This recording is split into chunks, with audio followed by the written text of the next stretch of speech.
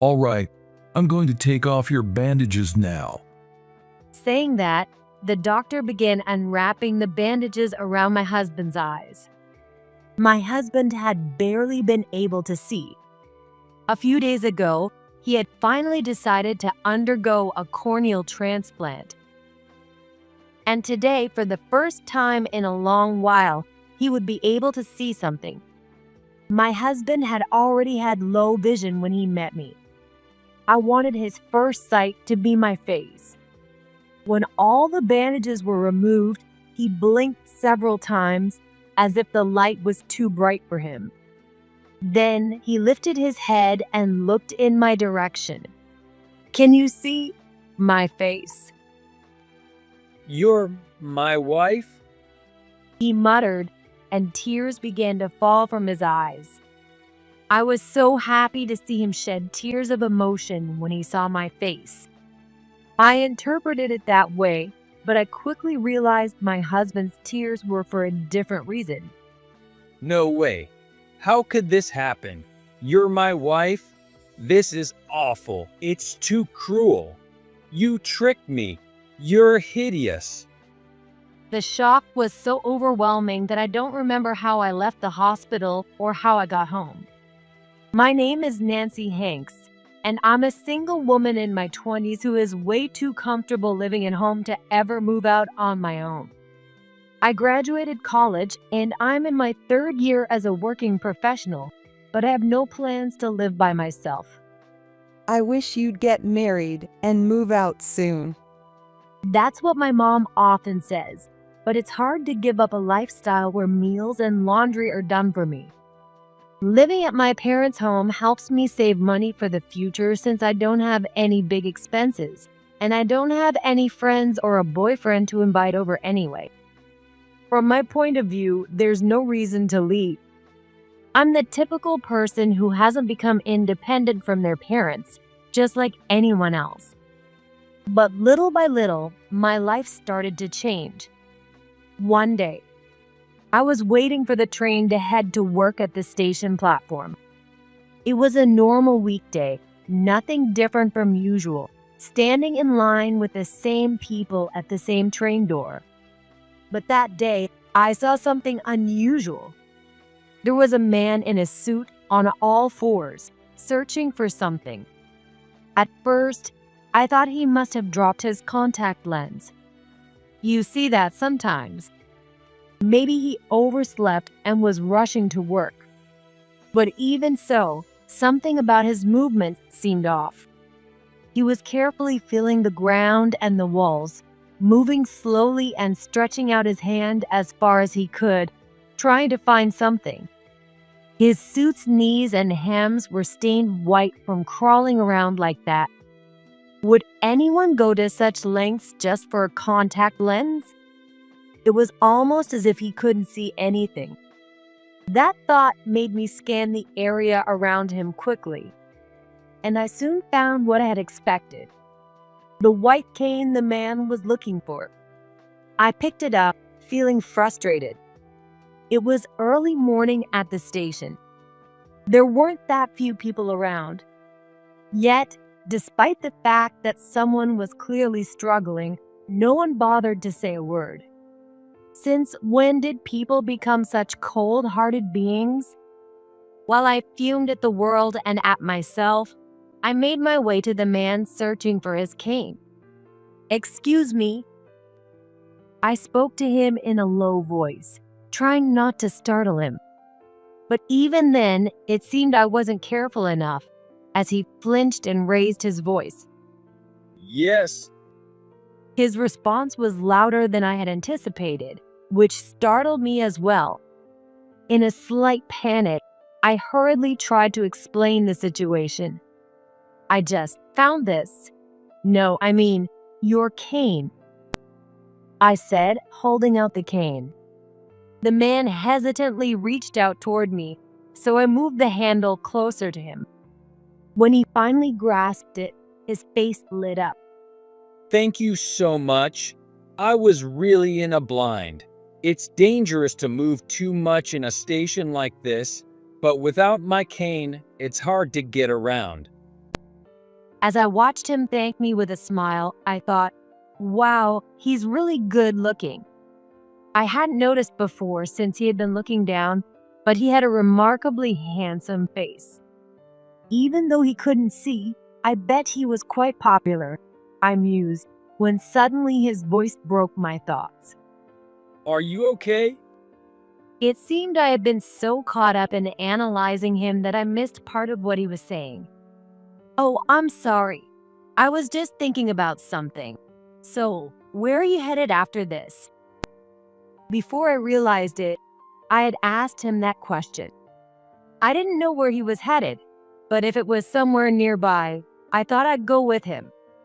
He might drop his cane again, or maybe he wouldn't make it to his destination safely. The man seemed a little surprised at first, but then he started talking, as if understanding the context. Actually, I was trying to get to work, but the train was so crowded that I missed my stop. I got off at the next station, but in my rush, I dropped my cane, and well, here I am. As I listened to him explain, I realized his office was on my way to work. In that case, let me walk you to your office. It seems to be on my way. At first, he hesitated, but it seemed he wasn't confident he could make it to the office on his own, so he eventually accepted my offer. On the way to his company, I learned a little more about him. His name was Dave, and he had just started working at his company a few days ago. Apparently, he had trouble finding a job because of his poor eyesight. I see. Unlike me, who grew up comfortably, he's probably been through a lot of challenges. Not that I can fully understand, but I could imagine some of it. If I was able to help someone like Dave, maybe I'm not so bad after all. I thought about that as we got close to his office. Thank you so much for today. Because of you, I might actually make it to work on time. Will you be okay getting to your company, Nancy? When he asked, I replied, I'll be fine. To be honest, I was probably going to be about 10 minutes late, but I wasn't foolish enough to admit that. Well then, good luck with your work. Just as I was about to leave, he called out. Wait. Dave raised his voice again, probably not knowing how far away I had gotten. I was a little self-conscious about people staring, but I couldn't just walk away, so I turned back. Well, if it's not too much trouble, could we exchange contact information? You really helped me today, and I'd like to thank you properly sometime. I didn't think I had done anything significant. In fact, if I said it out loud, it might sound conceited, but helping him gave me a sense of self-worth and satisfaction. So, I didn't feel I needed to be thanked for it. But in moments like this, I can never refuse. I always worry that refusing will hurt the other person's feelings, or that they might think, does she think I'm hitting on her? How full of herself is she?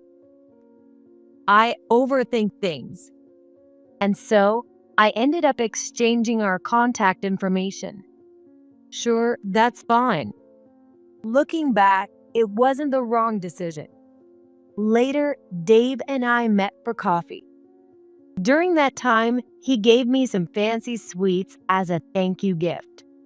So, I felt like I had to return the favor, and we met for coffee again.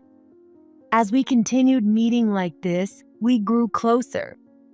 Through our conversations, I learned that Dave had developed his vision problems later in life, and he was now waiting for his turn to have surgery.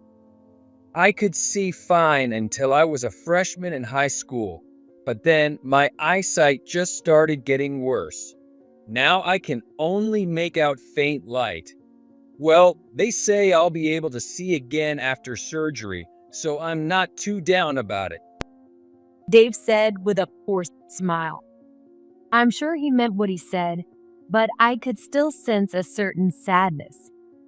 To lose your sight, to not be able to do things that were once easy.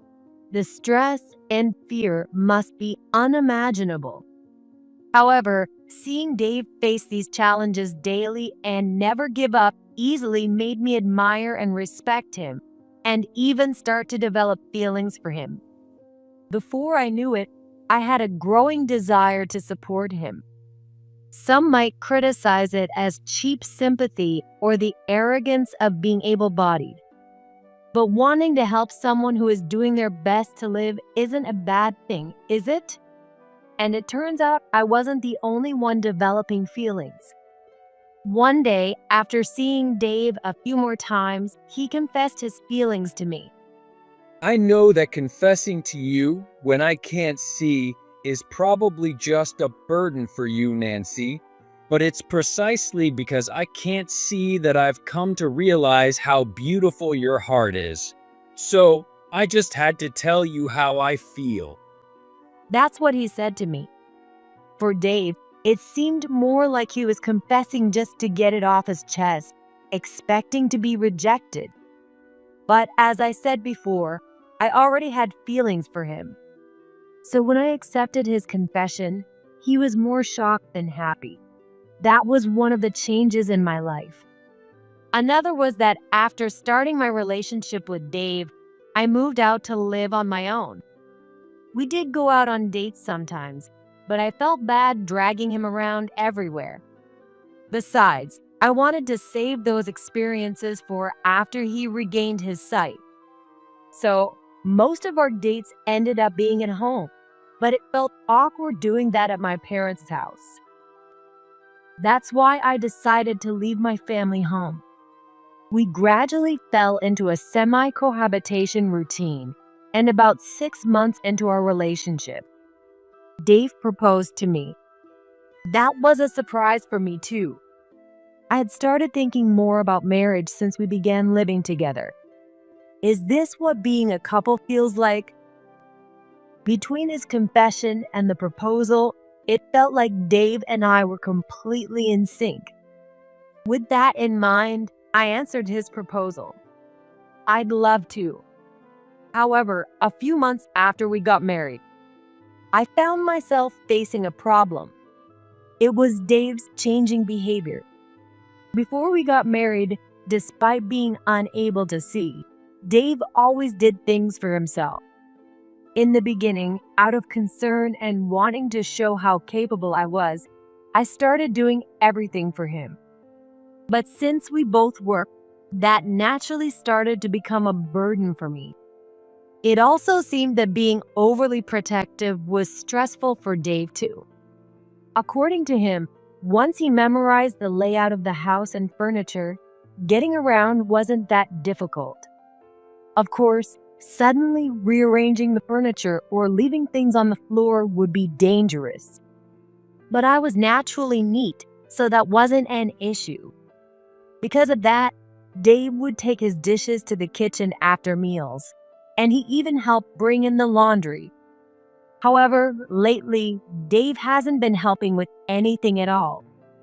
I had heard that men sometimes grow distant after getting married, but I never expected Dave to be one of them.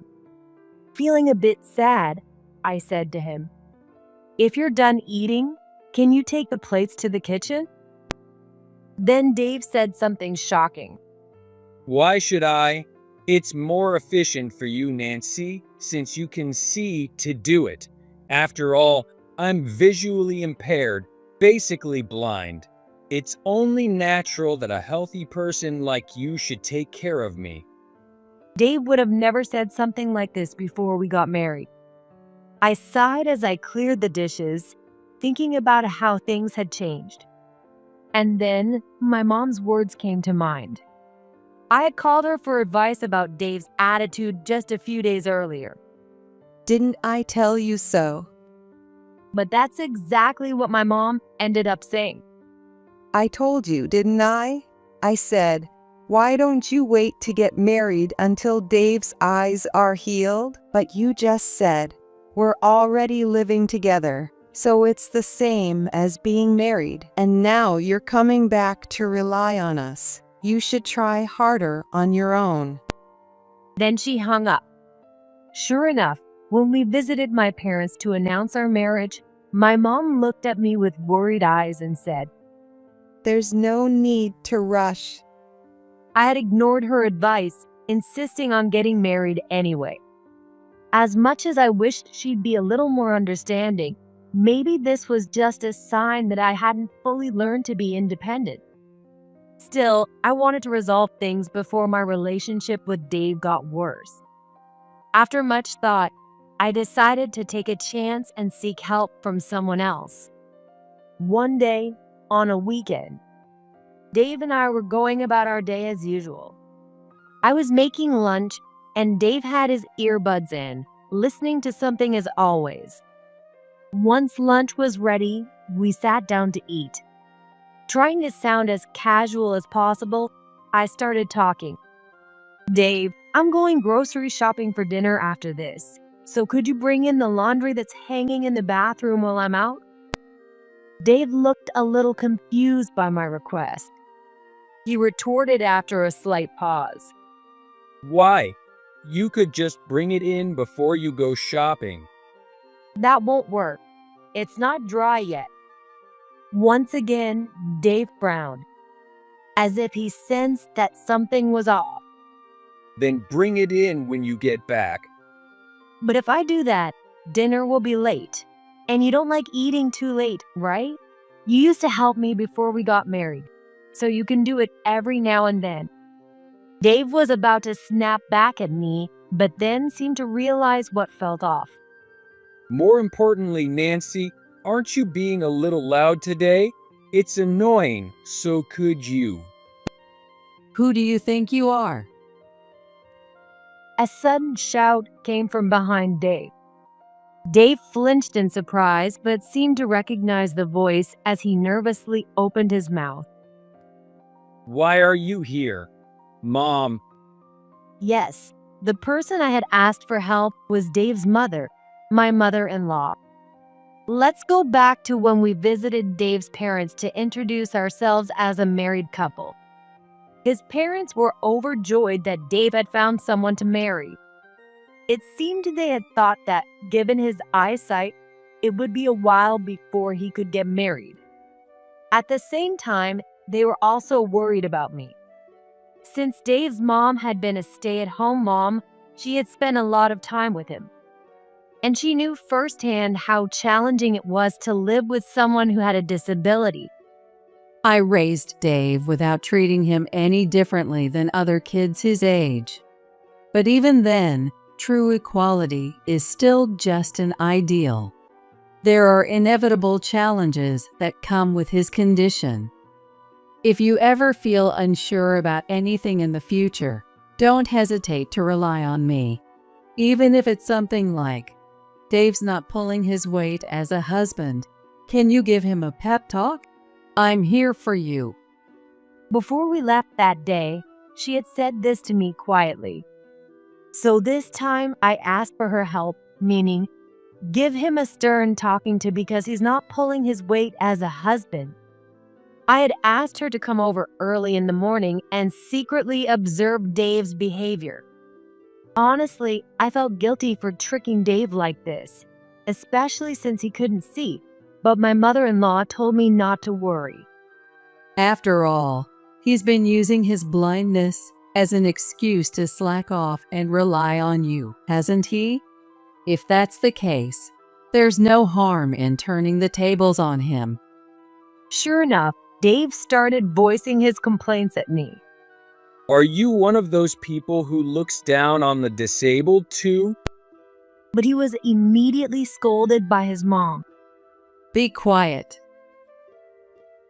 You always say you want to be treated equally when it's convenient, but the moment things get tough, you hide behind your disability. You've had that bad habit for years. What are you going to do if Nancy gets fed up with you and leaves? I hate to say this, but realistically, there aren't many people willing to marry someone with a disability.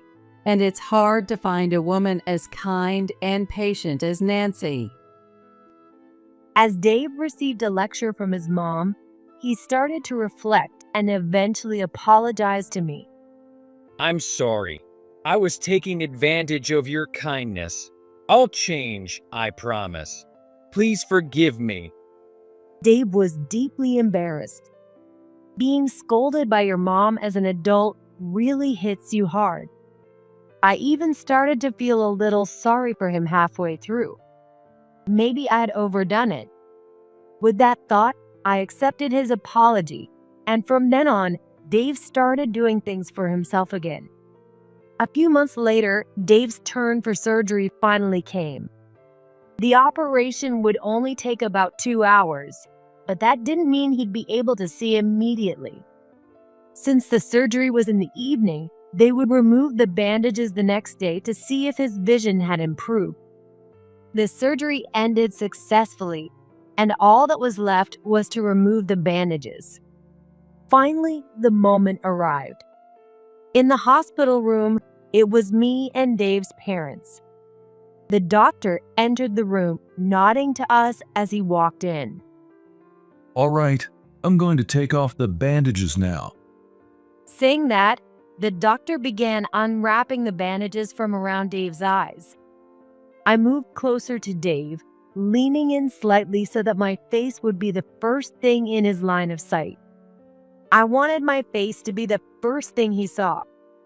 In a way, this felt like our true first meeting. The thought made me feel nervous as well. Once all the bandages were off, Dave blinked several times as if the light was too bright after such a long time. Then he raised his head and looked in my direction. "Can you see my face?" Is that you, Nancy? When I nodded, Dave began to cry. Seeing him shed tears of joy just from seeing my face made me so happy. At least, that's how I interpreted it. But it turned out that his tears were for a different reason. No way. Is this some kind of joke? You're my wife? This is awful. How could you trick me like this? You're so freaking ugly. I don't remember much after that. You can't talk like that to someone who has supported you all this time. I vaguely recall Dave's dad getting furious and trying to slap him, but the doctor stopped him. Apparently, since it was right after the surgery, any strong impacts was off limits. After that, somehow, I found myself back home. Looking at my phone, I saw several missed calls and voicemails. They were from Dave's mom. When I called her back, she apologized over and over. I don't even know how to apologize properly. If you want, we'll pay compensation or agree to a divorce. But at that moment, even I didn't know what I wanted to do. So for now, I replied to my mother-in-law with this. "It's okay. I've been used to being called ugly since I was a kid." With that, I hung up the phone. I'd been self-conscious about my looks ever since I was a child. Back in elementary school, I was constantly teased and called ugly. As I grew older, everyone matured and stopped calling me ugly to my face, but I knew they were saying things behind my back. They still thought I was ugly. They just didn't say it out loud anymore. To survive in such a cruel environment, I developed ways to cope. I would laugh off comments about my appearance to lighten the mood, or I'd take on tasks no one else wanted to do, becoming the helpful person, or rather the convenient one. Have you ever noticed? A beautiful person doesn't have to do anything to be liked, but an ugly person has to constantly try, or they'll be hated immediately. I had forgotten all about those painful memories, buried by Dave's kindness while he was blind. What should I do from here? Yes, Dave said some terrible things to me. But considering that he had just regained his vision and everything he had done for me up until now, maybe I could forgive him? At least, it didn't seem like something worth rushing into a divorce over. Or maybe I was just trying to convince myself of that. Either way, I decided to continue my marriage with Dave. After all, they say you get tired of a beautiful woman in 3 days, but you get used to an ugly one in 3 days, right? I soon realized how naive that thinking was. For a while after Dave was discharged, our married life was stable. He apologized for his harsh words at the hospital, but it seemed he still thought of me as ugly. If I needed proof, it was the fact that ever since he returned to work, he had been coming home later and later. Almost every night, he'd come back smelling of women's perfume and alcohol. At first, I thought he was just blowing off some steam now that he could see again. But after months of this, I couldn't ignore it anymore. In fact, I was almost certain he was cheating. Even though I didn't want to, I happened to see some sweet messages from women pop up on his phone. And once, I even found a hotel receipt in his suit pocket. But I couldn't confront him strongly. Because, unlike before the surgery, Dave no longer had any real reason to need me. With good looks and perfect vision, he could easily find another woman if we divorced. Meanwhile, I was still just the same unattractive, dull woman. If I let Dave go, there was no chance anyone else would marry me. I knew my thoughts were pathetically self-deprecating, but this was the reality. Are you serious? You're just playing the tragic heroine to make yourself feel better. That comment hit me like a ton of bricks. Maybe because it was spot on. That day, I had been venting to my coworkers about my marriage during lunch. Then one of younger colleagues, Maria, said this to me. I can't stand it. Nancy, you're letting yourself be deceived by a man just because you think you're ugly. The other coworkers tried to stop her, saying, "That's enough." But Maria kept going. Nancy, you're just making excuses. Look, there are only a handful of truly beautiful women in this world. Strip off all their makeup, and most of them are ugly underneath. But despite that, they work on themselves with fashion, makeup, and sometimes even improving their minds and personalities. They put in the effort to better themselves. Have you been doing that, Nancy? If you know you're not attractive and see it as a flaw, then at least try to overcome it. Don't just sit there complaining when you haven't even tried.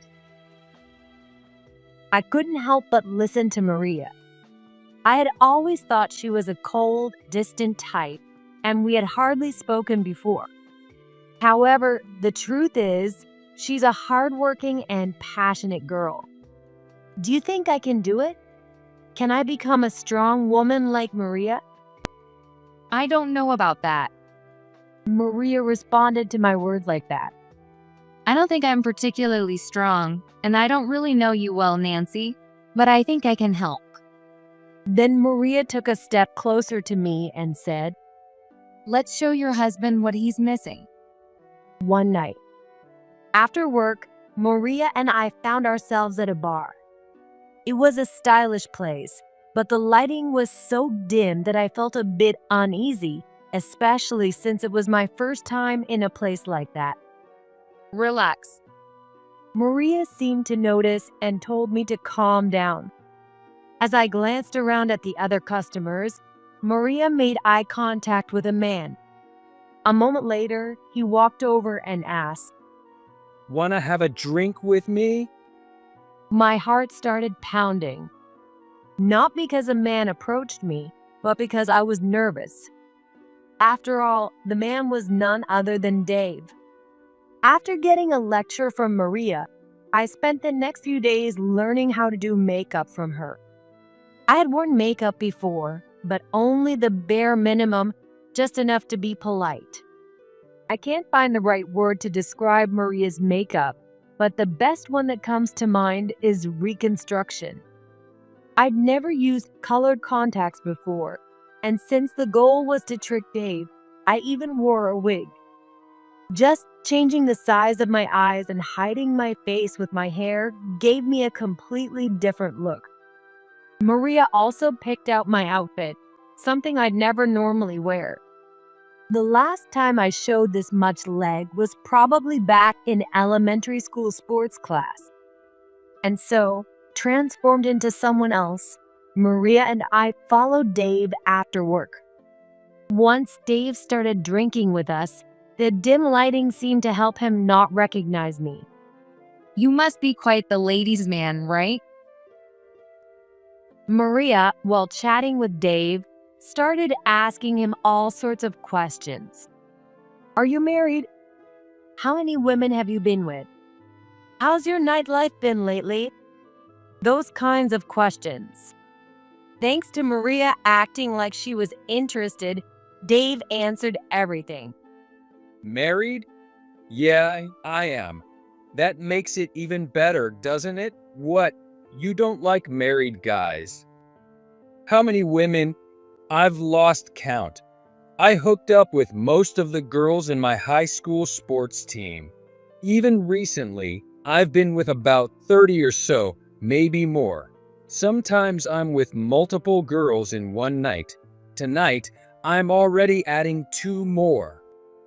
And as for my wife, I sleep around with lots of women, but I can't do it with her. I mean, she's so ugly. Just looking at her face kills the mood. Even taking some energy boost wouldn't help. Maybe if I put a paper bag over her head? He was so open about everything. At this point, I wasn't even angry anymore. I just felt nothing. Normally, you'd expect someone to get suspicious when asked such personal questions, but Dave was drunk and didn't seem to care.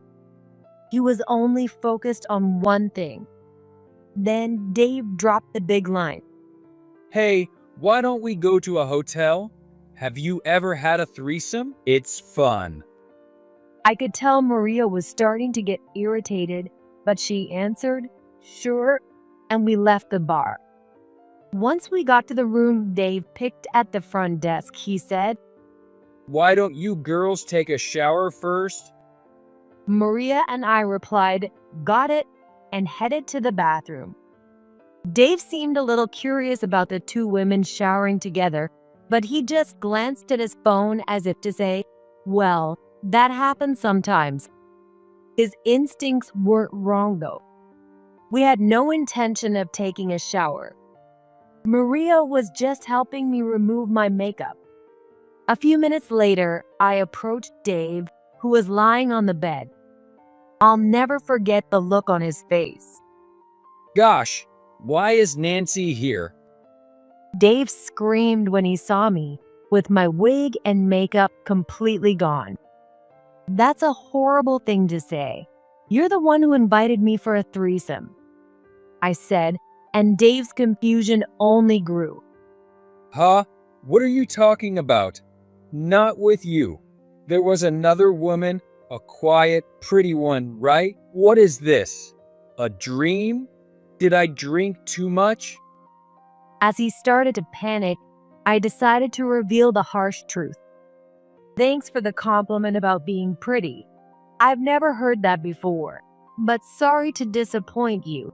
That woman was me, with makeup and a wig. No way. Dave made a weird sound and then fell silent, clearly struggling to comprehend. After a few moments, he blurted out in disbelief. What? That woman was Nancy? Wow, makeup is something else, huh? I had no idea Nancy could look so cute. Dave, in a strange turn of events, seemed genuinely impressed by the whole experience. I never imagined Dave would actually compliment my looks. Dave, you got a smooth tongue, don't you? But flattery won't get you anything except divorce papers. I could see the color drain from Dave's face. I've got the whole conversation from the bar with Maria recorded. You've just handed me all the evidence I need for your cheating. I'll also be asking for alimony, so be ready for that. But as a small favor, I'll let you cover the hotel bills since you finally gave me a compliment. Goodbye. Please don't do this. Dave begged, but Maria kicked him aside. We left him in the room and walked out of the hotel. A few days later, after confronting Dave, the divorce was finalized without any issues. My parents had that "I told you so" look on their faces again, but despite everything, they still comforted me. I did feel bad that I couldn't save my marriage, especially for my in-laws who had been so supportive. But instead of blaming me, they apologized, saying, "We're really sorry." They even said, "We'll make Dave pay whatever alimony you ask for," and promised to continue supporting me. I was beyond grateful for that. As for Dave, realizing even his parents had given up on him, he looked completely crushed, but honestly, he brought it on himself. Apparently, he even lost his job. According to Dave's mom, his boss said something like, It was one thing when you couldn't see, but now that you can, you still don't do your job, and on top of that, your behavior is terrible. We don't need someone like that here.